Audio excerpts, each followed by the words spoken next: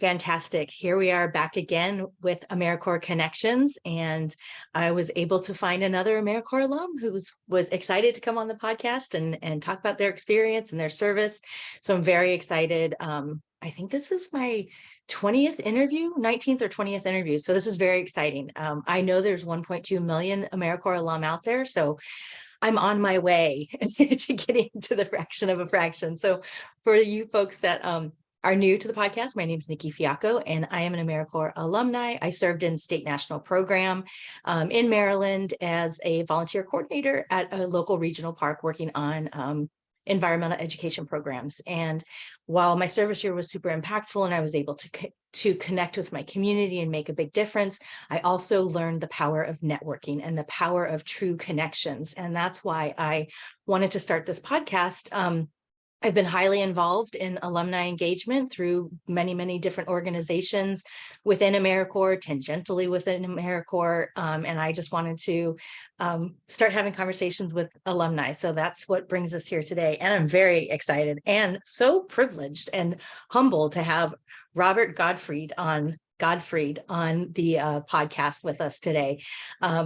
You'll learn as we listen to Robert, his experience and the depth of his knowledge. Like, I was thinking you're kind of like a national service encyclopedia. So we're going to learn so much from this man who is a state and national alumni as well. And I can't even do your bio justice. So I'm going to let you just jump into what your service year was, and we can talk through your experience, and then we'll see where this AmeriCorps connection journey conversation takes us. So take it away, Robert. Yeah, absolutely. Thank you so much for having me on the podcast. I really appreciate it, and appreciate all the great work you've been doing through this. So I really was drawn to service in AmeriCorps all the way back starting in college. When I was growing up, and through most of college, I really wanted to be a journalist. I really bought in the idea of telling truth to power and using people's stories to do that. I think the big inflection point for me was, when Donald Trump was elected to the White House. That was kind of this moment in which, I felt that I wanted to have more of a direct impact and I wanted to get involved in a tangible way in people's communities, as opposed to kind of writing and elevating stories. So kind of that was this moment in which I chose to really get involved. And at the time I was in college, so I got much more involved in, my college community and doing stuff around that, but really kind of drove me to become more and more interested in how to kind of help support both the communities I've come from and kind of the larger community here in New York City that I'm proud to be a part of. So that's part of what led me to sign up for AmeriCorps. I served here in New York City in Washington Heights, helping folks fight back against eviction and displacement. A lot of that work involved helping folks fight for heat, for hot water, for repairs, helping them, navigate eviction processes or other kind of housing court related problems. And through that really got a chance to see firsthand all of the ways that the housing system in New York City is broken. The majority of tenants I worked with lived in rent stabilized housing in New York City. And as a result, there were a series of tenant and state protections that they had. However, there was also a huge language barrier. A lot of folks were, of Dominican descent, spoke Spanish. And as a result, a lot of landlords were just blatantly taking advantage of them, like whether it's through refusing to translate services, whether it's through kind of only sending lease updates in English, and really just like trying to do whatever they could to undermine their rights that were guaranteed through tenant protections in New York City. And a lot of that work was really helping folks organize, helping folks really understand their rights and fight back how they could. I think for me, it was also a way of paying it forward. I mean, my grandparents came to New York City as refugees and were really taken in by the large Spanish-speaking community here. And, that community helped them get housing, helped them get employment. And to me, this felt like a way of getting to pay that forward, of helping kind of, the next generation of folks really get access to stable housing and ensure that their rights as exist in New York State were protected. So that's really what got me involved in service and what made me sign up for AmeriCorps. A lot of the service itself was great and really enjoyed and learned so much from that experience. It also exposed to me, a lot of the problems in AmeriCorps, a lot of the ways that AmeriCorps is broken. So, I mean, chief among them is the fact that the wage in AmeriCorps is unbelievably low. I say wage, it's technically a living stipend, but as that entails, it's basically the money that you are paid to survive while in the program. I was paid, I believe it was between $8 and $9 an hour, at a time in which the New York City minimum wage was $15 an hour. So I was Mhm. fortunate enough to be able to live at home with my parents and not pay rent. But without that privilege, it would have been really, really difficult to serve. And there were a lot of people in my program who ended up in much worse situations, whether they had to, pick up extra jobs on the weekend or, find housing situations that were very unstable, right? And for context, the pay was around half of what I was getting without tips as a bartender previously in the city. Mm.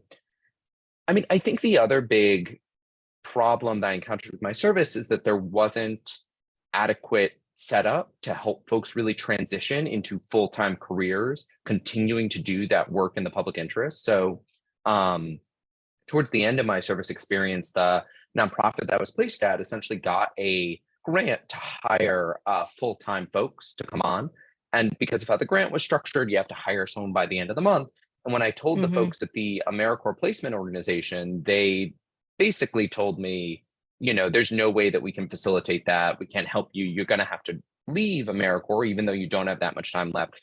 And as a result, you can't claim the education award. So just for context, one of the big incentives for folks to get into AmeriCorps service is they get it's usually at the time I served, I think it was 5 or 6,000. It since has gone up. I believe it's around 7,000 today. Mhm. Yeah. Education award that you can use either to pay back debt or to attend a institution of higher education. And essentially, I had to forfeit that in order to take this job and leave the program. Yeah. So it kind of left me with the sense of, AmeriCorps is great in that it exposed me to being able to do really fantastic work. I think, the nonprofit wouldn't have been able to do a lot of that work without the AmeriCorps Mhm. grant, but at the same time, the grant was not set up in such a way to really facilitate success for the members, right? So, Yeah, I want to just circle here for a minute. My experience as an AmeriCorps member, I also was privileged enough to have some second income in the house. So, my living stipend worked out great because it didn't put us in any other tax bracket. But there were not a lot of, not everybody has that experience. And then when I experienced when I was a director of Volunteer Maryland, we had AmeriCorps members that had to figure out all kinds of different living situations based on the AmeriCorps stipend at the time. And then to your point about AmeriCorps members getting jobs during their service year, I remember that was really it was almost like a values challenge for me because I naturally want to lift people up and have them like go out of their comfort zone and believe that they have value and go for the jobs that they want. I mean, that's why I'm involved in all of this alumni stuff, because I'm like, what are you all doing now? Because this is just so cool.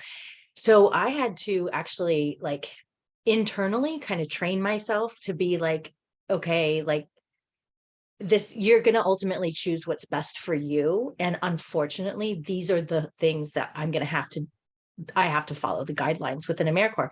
And it was really hard for me. It was just really hard as a director and a program manager to look at an individual who was moving on in their career and moving up and getting these great opportunities. And then they were also losing out in other ways.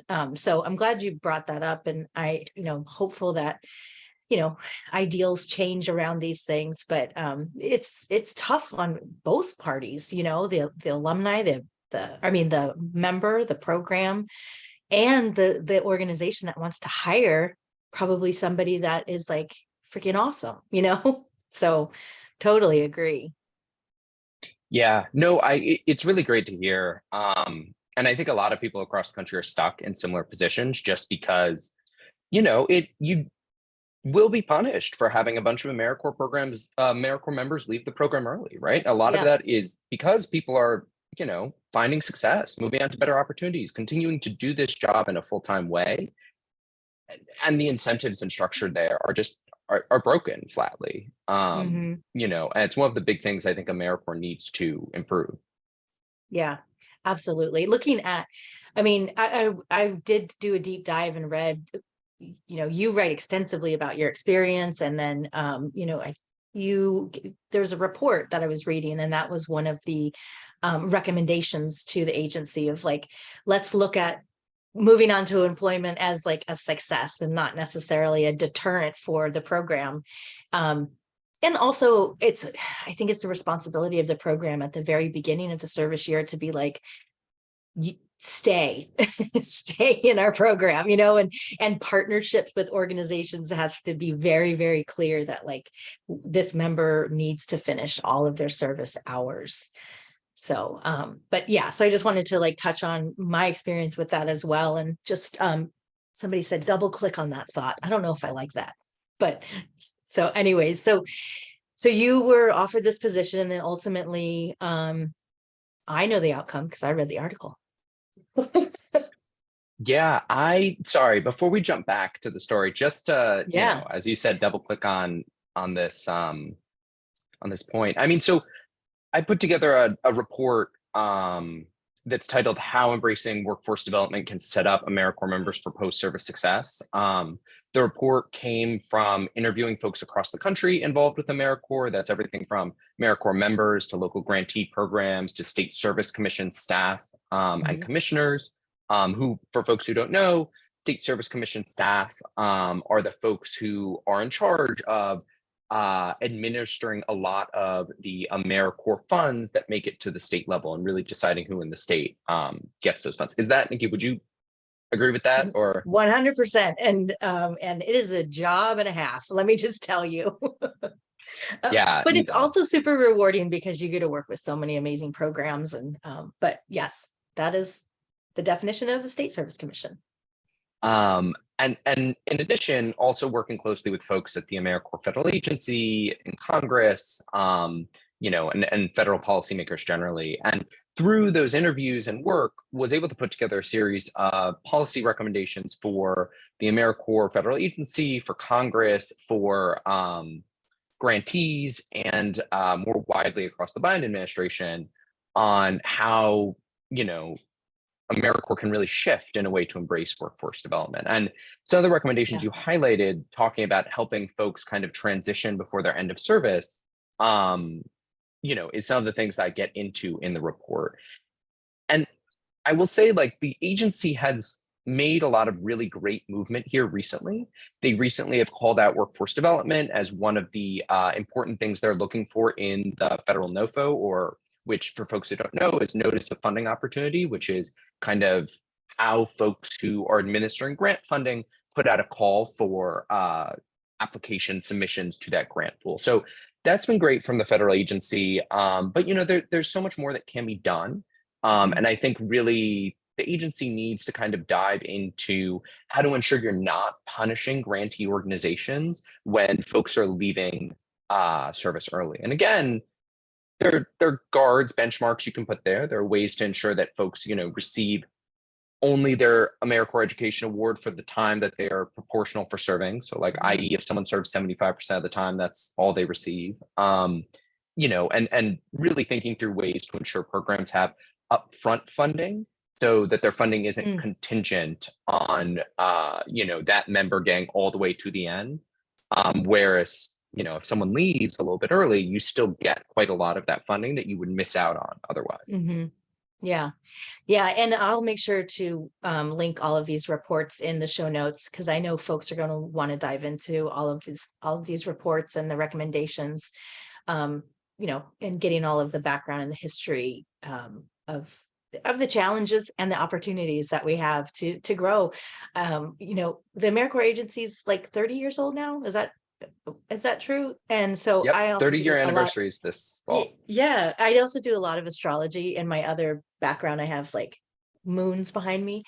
And 30 years is a Saturn return, which means Saturn comes back to the space where it was when you were born. And that is oftentimes where you reflect on, like, what am I doing? Like, how am I doing? How am I showing up in this world? Is this how I want to show up? And I feel like AmeriCorps is really going through a transition. And I think it's exciting. I mean, anything in the federal government moves very slowly, but I think it's really exciting. I think that the key players, and you are involved with like all the key players, I think, the key players that are involved, I just feel like everybody is in the moment right now, and just really excited to see what AmeriCorps transitions into over the next, 5, maybe a decade or so. And so you have, like I said, you're like the encyclopedia of AmeriCorps. So going off this conversation, I'm going to get this totally incorrectly, but I did read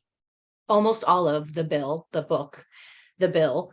It's very hard to read, by the way, but I did read it. And like when AmeriCorps started, it kind of wasn't necessarily this like give back to the community idea. It was more like, let's help young folks get into college, right? Is that accurate? Yeah. I mean, first off, thank you so much for bringing up the history, because A, I'm a huge history nerd and love to talk about it. Right. But B, I think it's actually really important in framing a lot of these discussions. I think sometimes folks can think of how AmeriCorps is structured as sacrosanct when, the people who were there when the thing was put together will tell you it is the result of a lot of horse trading, political horse Mm, trading just to get the thing over the finish line in Congress.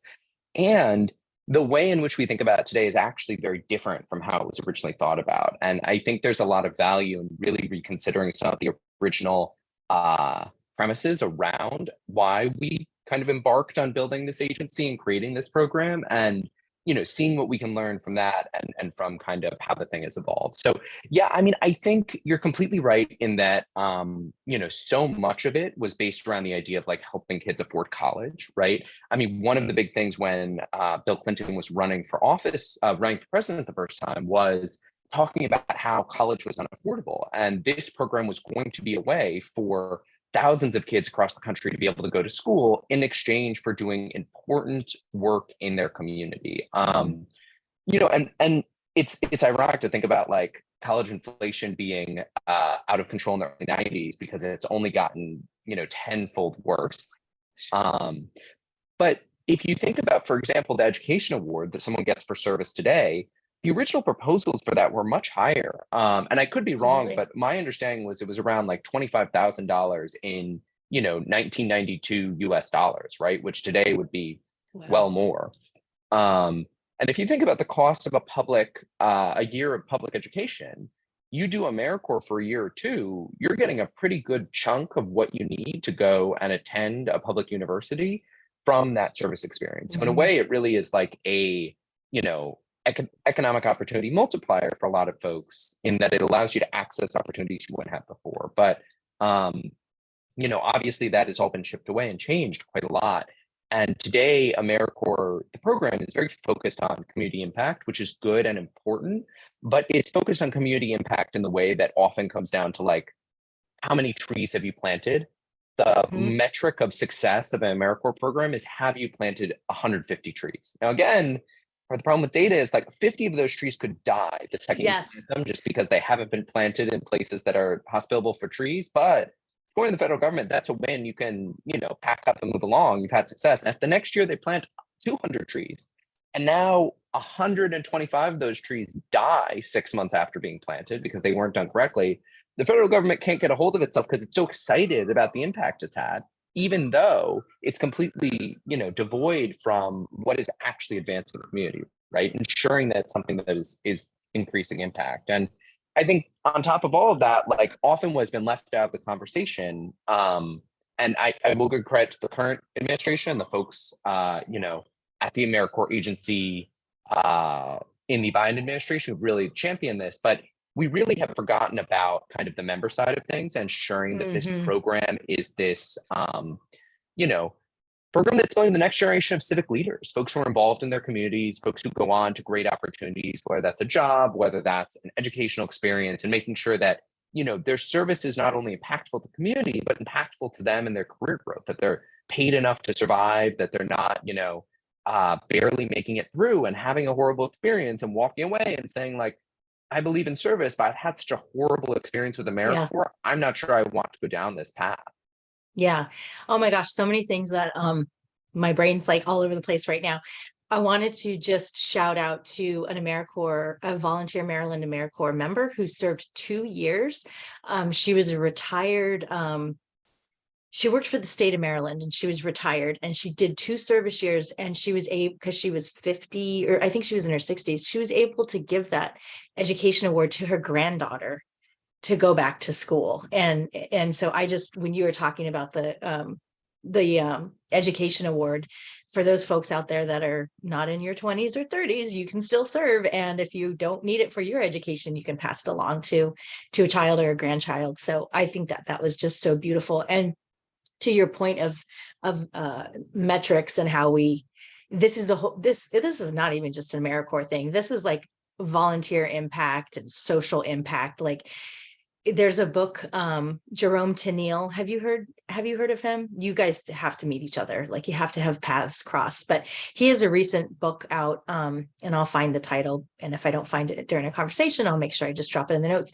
But he really takes a look at, and he's a true believer of like, we should not be measuring things by the number of volunteers that you had at an event. When I was a volunteer coordinator, people would say to me, oh my gosh, thank you so much for, recruiting all these volunteers. And I'm like, don't thank me until they show up, they do the work that you want, the work is cleaned up and put away, then you can thank me. I think that like, this is just a time in history that like measuring community impact needs to be, and environmental impact needs to totally change. And, I think AmeriCorps is doing its little job of working on our metrics as well. So thank you so much for bringing that up.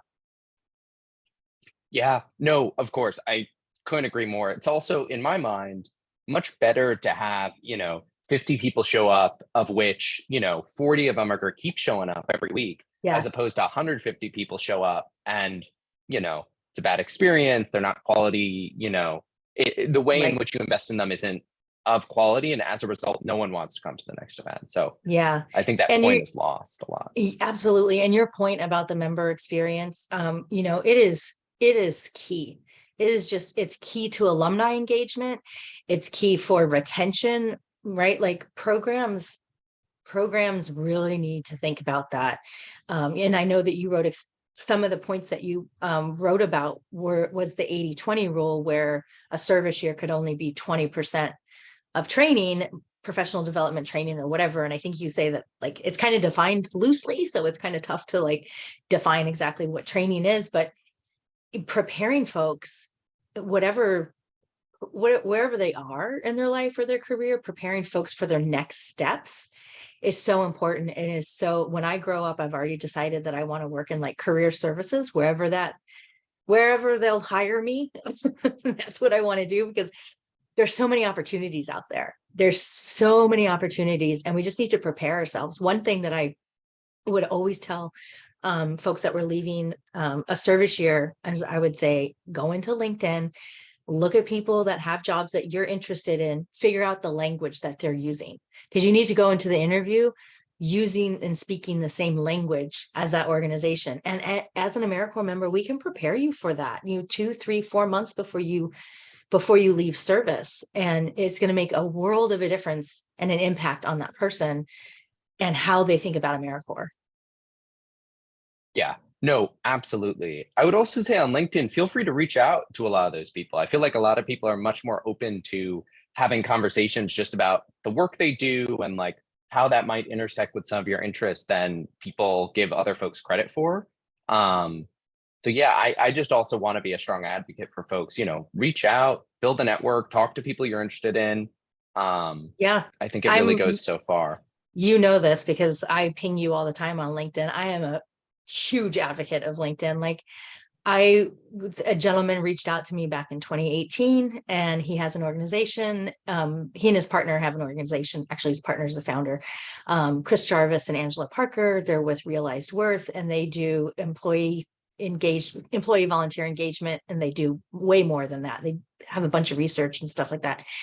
But they were like, we're really interested in what you're doing with Volunteer Maryland. And so I sat down with them, and that conversation turned into an invitation to go to the United Nations for the Sustainable Development Goals and employee volunteering. I had no idea that volunteering was a global thing and that it was even an industry. That's when my brain was practically broken and my world just exploded into this, what I'm doing now and what I'm passionate about. So yes, reach out on LinkedIn. Like, don't be afraid and get a subscription. I swear this isn't sponsored by LinkedIn, but maybe they want to sponsor an episode. I mean, hey, it's another income source. Anyone Yeah. out there listening is employee of LinkedIn. Yeah. Be sure to reach out for sponsorship. Absolutely. I will.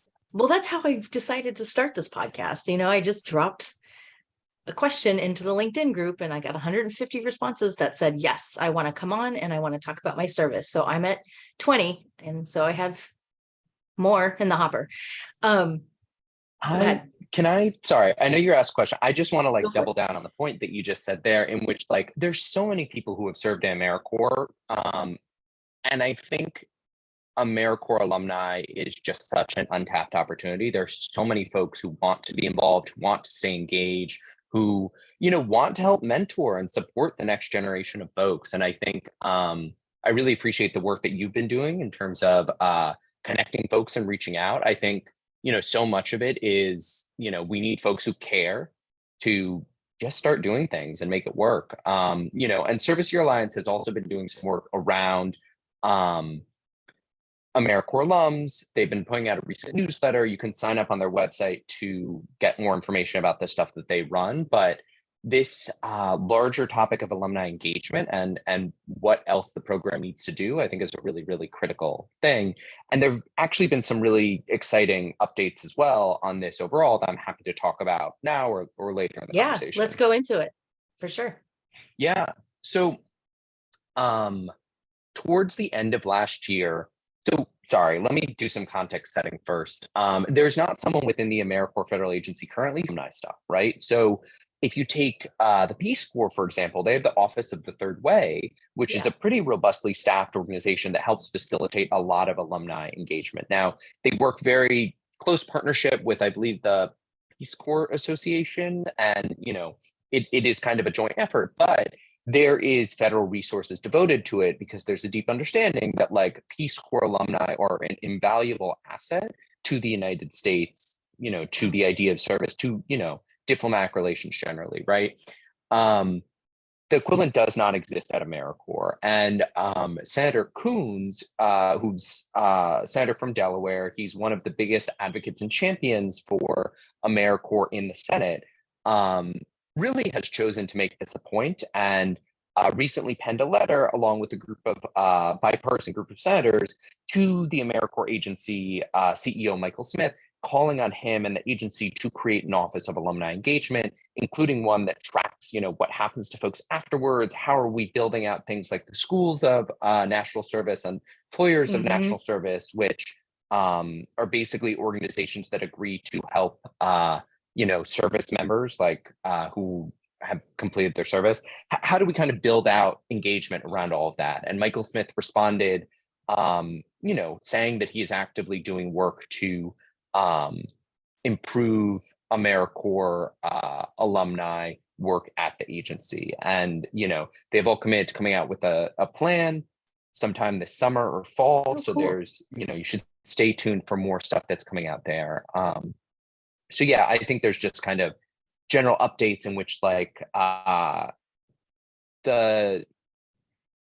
need or the feeling that you're tapping into that AmeriCorps alumni are an untapped resource in so many ways is something that I think is being felt everywhere, and is something that a lot of the folks who are at the head of the organization are really taking seriously. So hopefully more to come, and as there are more updates, happy to share with the group and send out to everyone who's engaged. Oh, that would be amazing. Yeah, maybe we should just get quarterly updates we'll have the Robert Godfried quarterly update webinar or something. I don't know. Yeah. I wanted to say, just touching back on schools for national service and employers of national service, all of that information is always linked into the show notes. So folks can always go and find that. When I started at Maryland State Service Commission under Governor Hogan in 2019, at the end of 2019, we had like 5, maybe 3, maybe 5 schools for national service on the list. Between my efforts and the efforts of my commissioners, shout out John Polinsky, we got, I believe there's like 13 schools now on there, maybe even more schools for national service. And it really was just like at one point we had so many schools that were jumping on board. The AmeriCorps agency couldn't get them on the website fast enough. Like Morgan State kept saying, I don't see our listing on here. I'm like, yeah, I think they're backlogged. We gotta slow down on this. And it's just such a good point, because like schools are having trouble recruiting students, and that was one of the benefits when we went to the Maryland higher education. I said, you could use this, like Maryland gives AmeriCorps alums in-state tuition.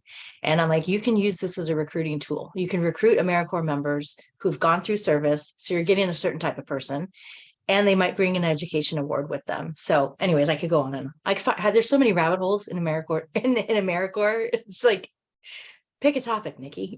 So anyways, where do you want to go from here?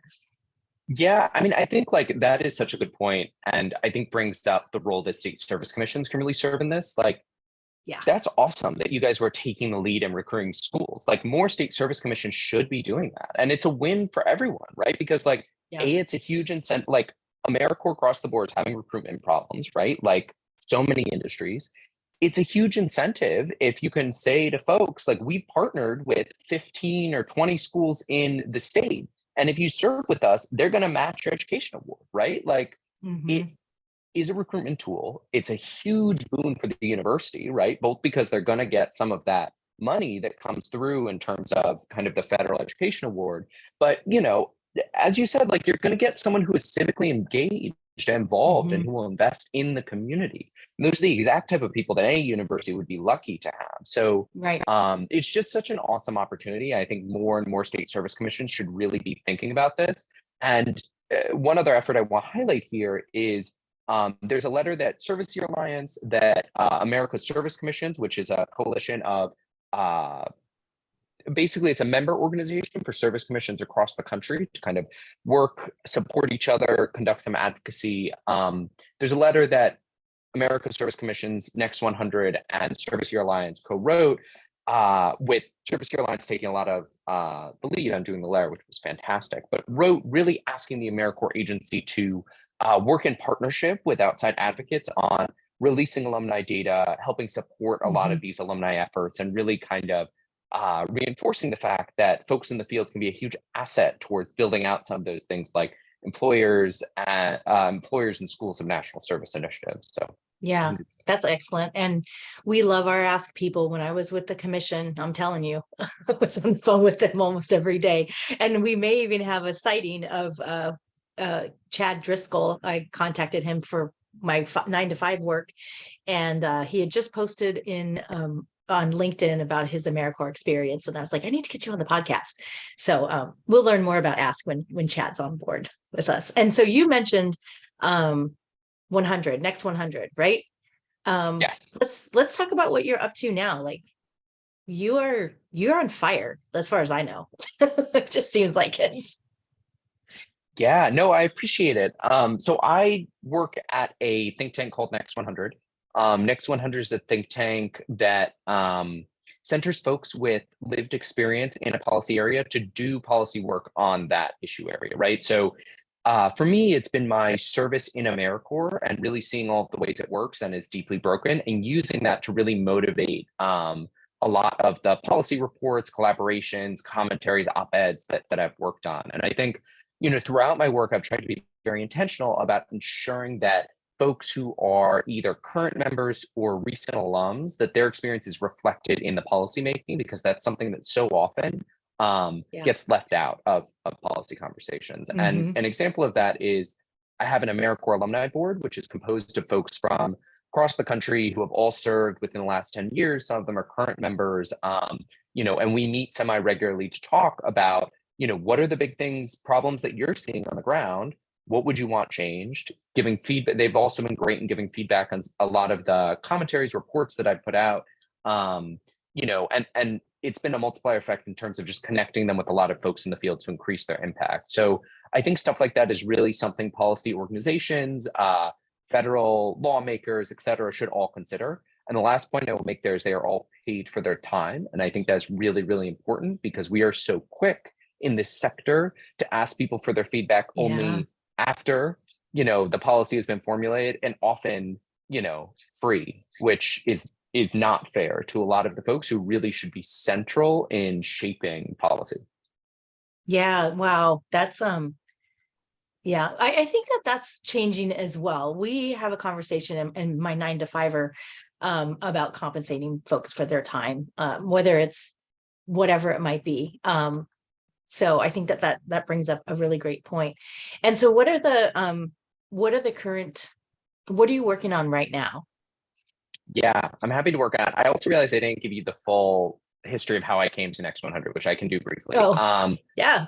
So I came to Next 100 in a lot of ways because of Emma Vadera, who is one of the co-founders of the organization. And to her credit, and to Dan Edelman's credit, who was the also in leadership at the time, I was very adamant about the fact that, I had a very mixed AmeriCorps experience. A lot of aspects of it really were not great and were broken. And I was really only willing to come on to the organization to do this work on national service if I could talk about all the ways it was broken. And to their credit, I think they really believed in that concept and empowered me to kind of do that and, tell my story as a way of motivating policy change. I think they both made it very central to the mission of Next 100 to be story-based, to be personal experience-based, and to empower folks to share their experience with the impact of policy to help drive that change. So since I've been at Next 100, I've done a number of things. The first piece I put out was kind of a visioning statement for,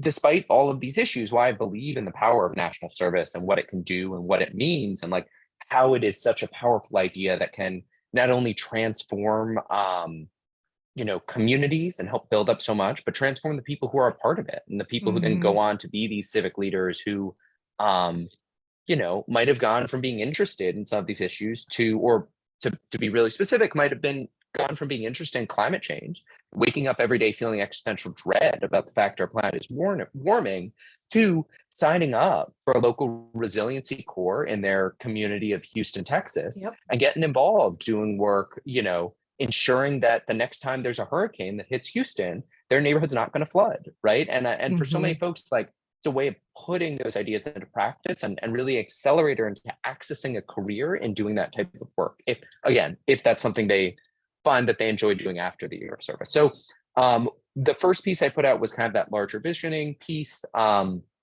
there, I worked really tried to meet with everyone in the field to really get a sense of what folks were working on, what things were needed, where there was a lot of interest. And it was kind of from those conversations that I got involved in the workforce development work and really felt like a huge untapped opportunity and something that so many folks were really interested in. And just as a quick caveat there, for a long time, folks have really thought about service and workforce kind of butting heads. They were incompatible.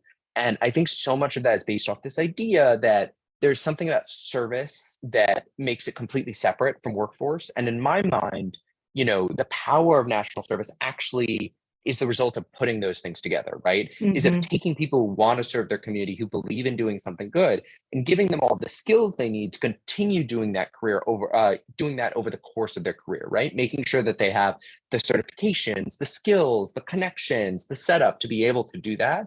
And really, I think it is only a multiplier effect for that service. And I think, I'll leave it at that. In terms of other stuff. Real fast, I feel like workforce development and service is a successful arranged marriage, right? Like, it's like these things just need to converge and come together. And it it's exciting. It's really exciting to just, I don't know, see the innovation. And we need to do it right. Like Mhm. there's so many ways that we can do that wrong, but I feel like we're really on the brink of doing a lot of amazing things.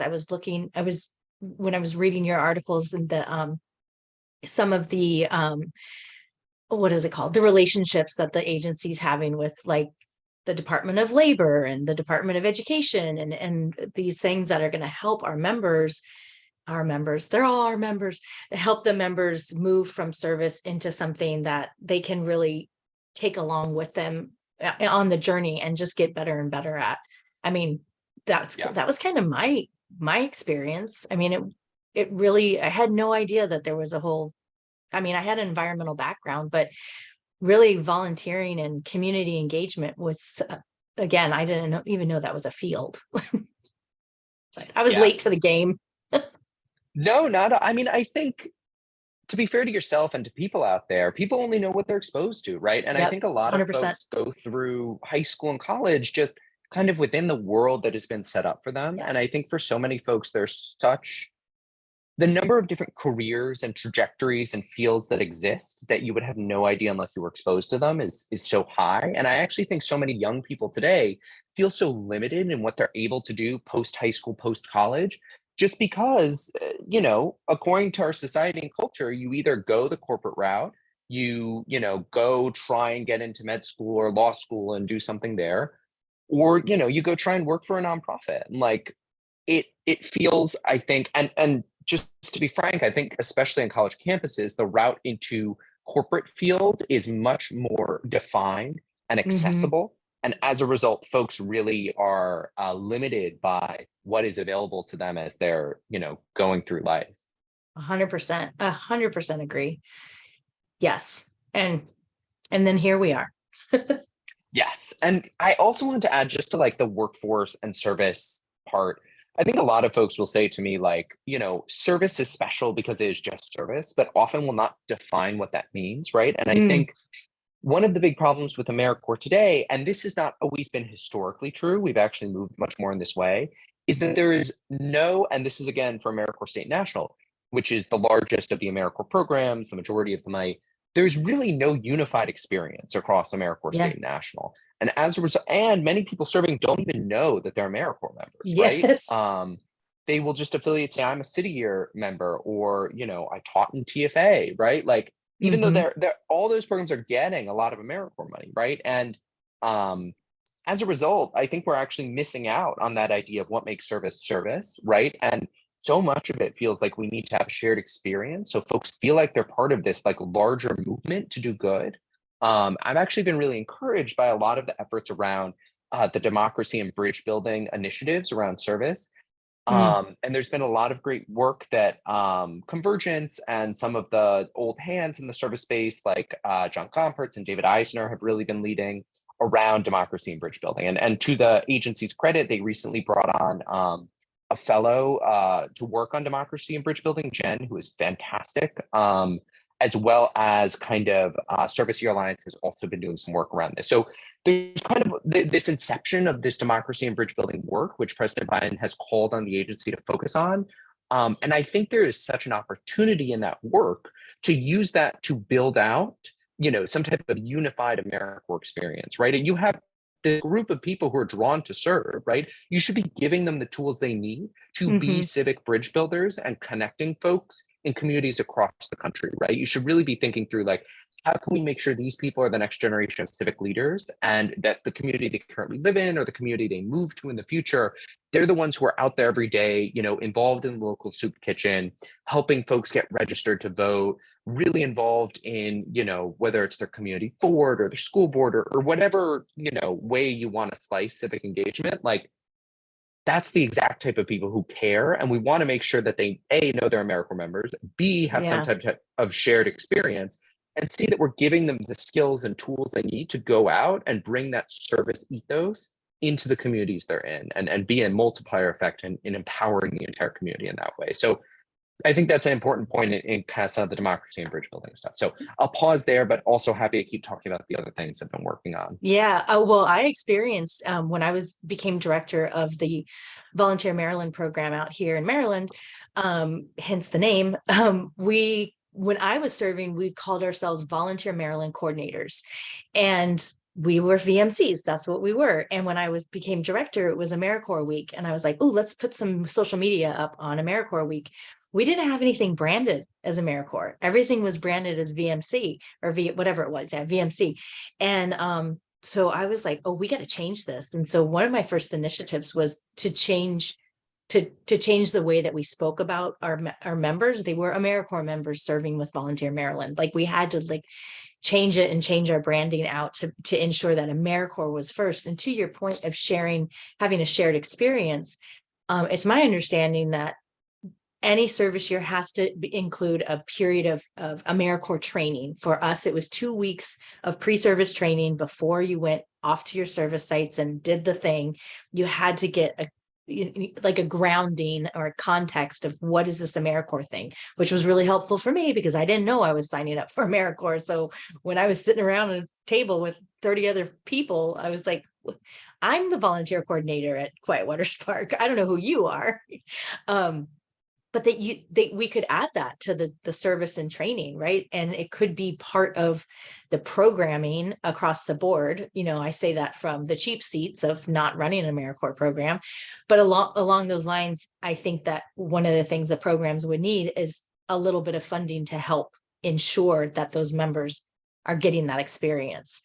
So I think it's 100% doable. And I 1000% agree with you that that identifying as an AmeriCorps member really needs to be driven home from the programs, because most of the folks that I have interviewed identify with their program, right? Like, I am I served with this. And so yeah, broadening those terms is important.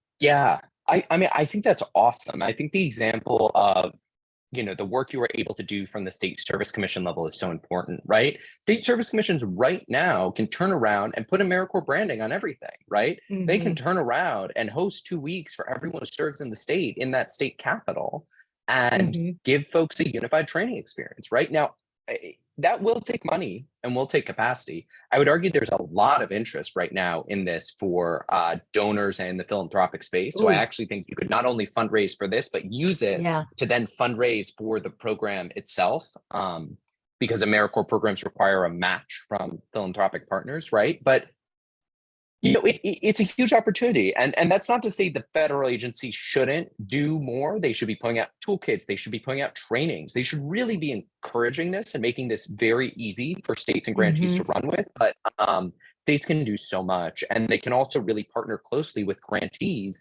and really, make clear to them that the folks who serve with them are AmeriCorps members first. And I just, to make a point here on why I think this is also so important, there's so many nonprofits who view the AmeriCorps members that serve with them as cheap labor, just flatly. It is a cheap way for them to get a lot of things done. And that is a huge shame for the people who serve and for the nonprofit, because you lose this opportunity to train and incubate this person who's going to go on to better the community, right? Which is the goal of the nonprofit, right? But you have framed this thing badly, right? Instead of making it something that is about this, member coming in, doing really great work, you're there to help support them, help them along. They're going to do better work for your organization when they feel like they're being invested in, when they feel like they're part of this thing, rather than, an underpaid employee, right? And you miss this opportunity to work closely with, other grantees, other folks through the State Service Commission. So I really think the State Service Commission can have such a role in both bringing folks together, but also making clear to the grantees who they are awarding funds to that these are AmeriCorps members and not, a cheap labor force. Absolutely. I think that's such a good point, and doubling down on, again, going back to the member experience, right? Like, it really starts with alumni engagement and the education of the sites. I feel like I could talk to you forever on these issues. I want to make sure that we are touching on everything that you want to touch on, and that you're promoting what you're doing. And, we had a pre-call, everyone, and I told him, do not be humble, like brag about yourself on this podcast. That's what this is about. So as we start thinking about winding down here, what are some things you want to make sure that we cover that people know? Because people are going to have to come back and listen to this over and over and over again. And I'm going to have to get all the names that you name dropped and all the links, and we'll make sure that we turn this into a study session of the past and present of AmeriCorps. You've enlightened me on this in this conversation, and this is it's just so much great information. So I want to make sure what else do you want to make sure we know before we wrap up? Yeah, no, of course. I mean, also, thank you so much for doing this. It's a huge value add. I think if for folks who are interested about more things that state service commissions can do to, advance equity in the program, to really just build a better AmeriCorps, I would advise them to check out a release titled "How State Service Commissions Can Advance Equity in AmeriCorps," that really goes in depth with specific recommendations for state service commissions, and all of that can be found on the Next 100 website. The other things I want to shout out is I had the awesome opportunity to go and give a joint presentation on workforce development best practices in the Ask conferences around the country, alongside John Kelly, who leads the Serve Colorado State Commission, with Lynn, who leads the efforts around around the apprenticeship efforts in public health at the Trailhead Institute in Colorado, with Yasmin Shaheen McConnell, who leads the partnership teams at the AmeriCorps Federal Agency. I just want to shout out the great work all of them do, and I really, really would recommend folks to look into those programs. And I also just want to highlight the great work that ASK has done, America's Service Commissions, and bringing together folks in pushing workforce development, and really being open to thinking about what AmeriCorps can be, and encouraging and supporting state commissions in that effort. In terms of other efforts, I think the climate corps has been like a really big point of hope for me. Washington State recently, after months and months, if not years, of lobbying and partnership with Governor Jay Inslee, passed a Washington Climate Corps Network, which is hundreds of millions of dollars from the State Service Commission, from state coffers to supplement AmeriCorps dollars to help build climate corps out in Washington State. And to their credit, they've really focused on centering impacted communities, on paying folks who are below the poverty line, and more on working closely with industry leaders on the ground to ensure that folks not only get the opportunity to serve in their communities, but also are given the support, the workforce connects they need to turn it into a career. Michigan has also been leading the way and doing some great work. There's a whole bunch of states who are doing great work, but I will just say that this is one of those places where there's so much potential to do great work, and a chance to really help make the case for folks who are not in the national service world for what the value add of national service is. And I think most people, understand the idea that we need to build, a new green workforce, and we need to do so in a way that is inclusive and is not forcing everyone to go get 3 graduate degrees and that's the only way to access these jobs. Instead, building these workforce pathways, and centering those impacted communities in the policy process, in the program creation, in setting these things up, because they are the ones who know best how these policy programs should be structured. So hosted a recent event on civilian climate corps in Washington, D.C., bringing together the folks behind a lot of the work out in Washington State, as well as some of the national leaders leading that work, and the great leadership of Michael Smith as well, the CEO of AmeriCorps, who really spoke about the value of it. I think the other thing I want to highlight is recently released a report on how to integrate pre-apprenticeships into national service programming alongside Service Year Alliance and Jobs for the Future. I say alongside, actually what I mean is co-authored with them. I just want to call out Brent Kosick and Vanessa Bennett, my co-authors, who really have done so much great work in leading the way on this and brought a lot of those findings to the Horizon conference that Jobs of the Future put on. I think that's at least the things that come top of mind for now. There's a bunch of smaller things. There's, also want to call out the great folks at the Washington Monthly who were kind enough to let me write a op-ed for them not too long ago on workforce development and AmeriCorps.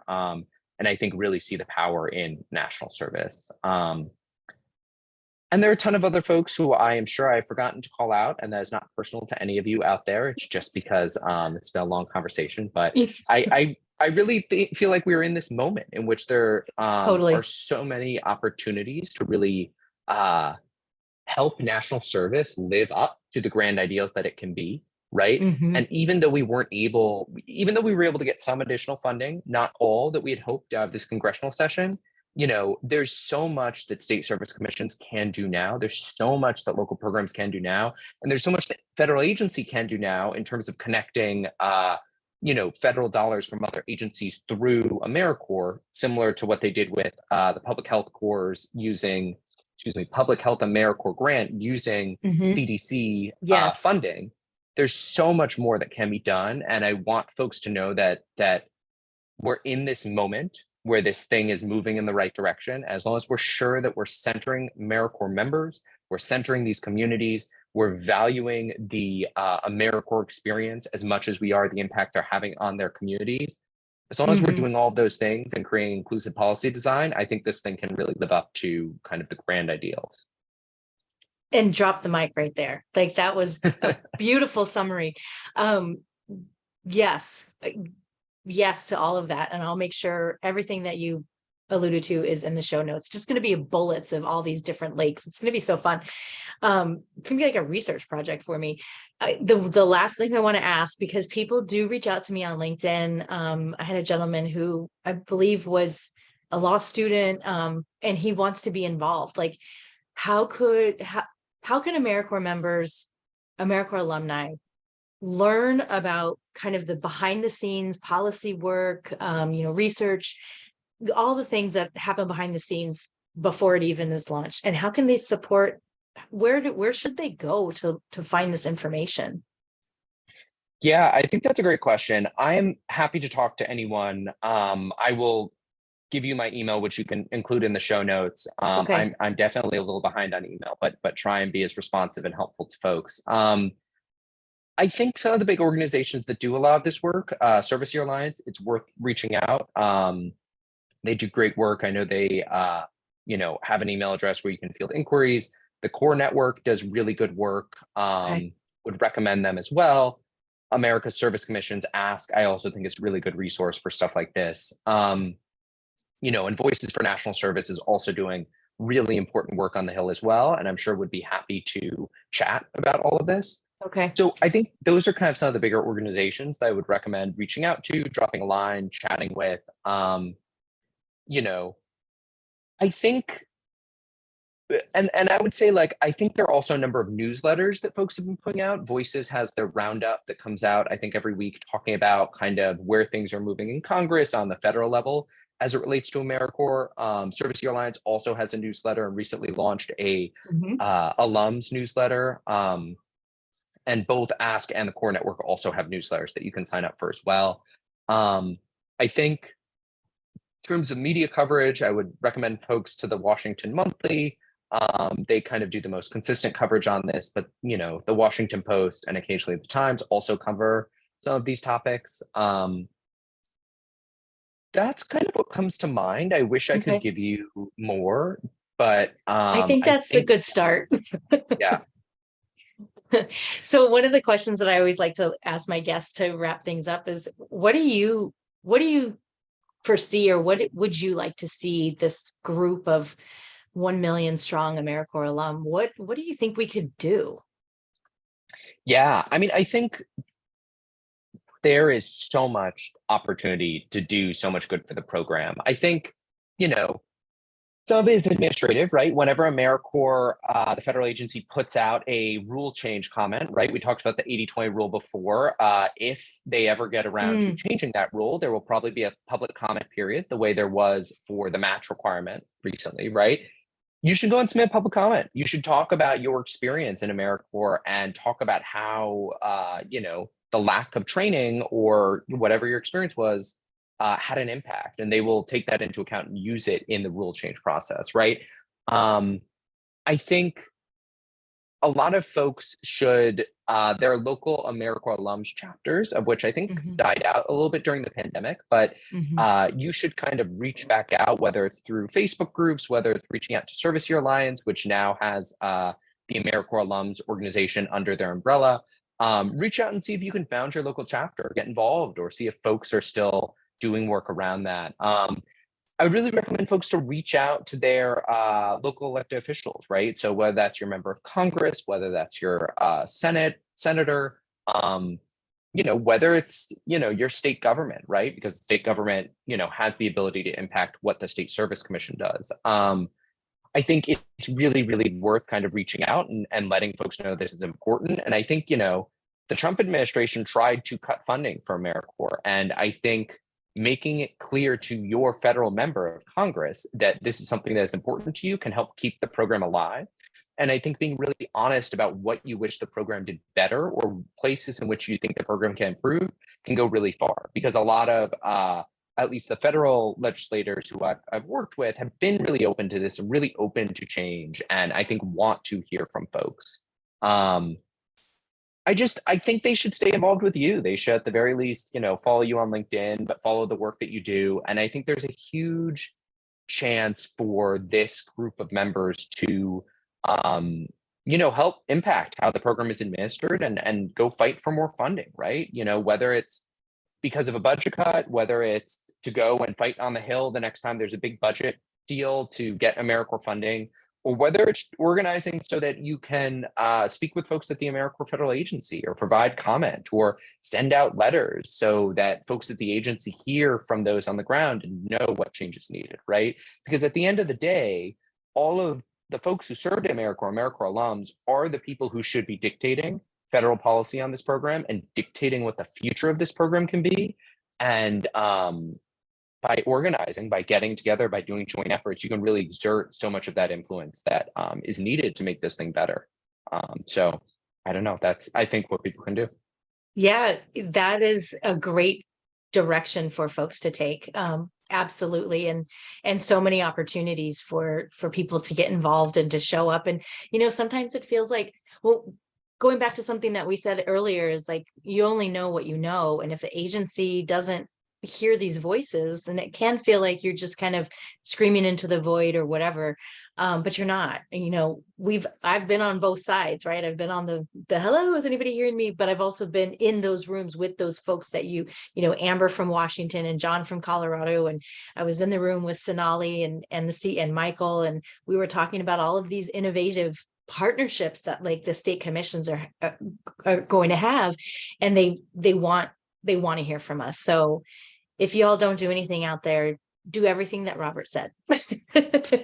So thank you so very much. This was a fantastic conversation. And this is one of those interviews when I have to go back and edit it, that I just hear different things and learn different things. So this is going to be a fun 5 hours of editing. I appreciate it. And thank you so much for everything you're doing for national service and AmeriCorps. And, let's definitely stay in touch, and I'll put your information in the show notes. And any last words? No, I think that's it. Thank you so much to everyone who served and, stays involved trying to make this thing better. Yeah, thank you so much. And I will be back next week with another AmeriCorps Connections, and we will connect with another AmeriCorps alum and learn about their crazy journey and what they're up to now. So see you next week. Bye. See you next week. Thanks so much for doing this. Take care.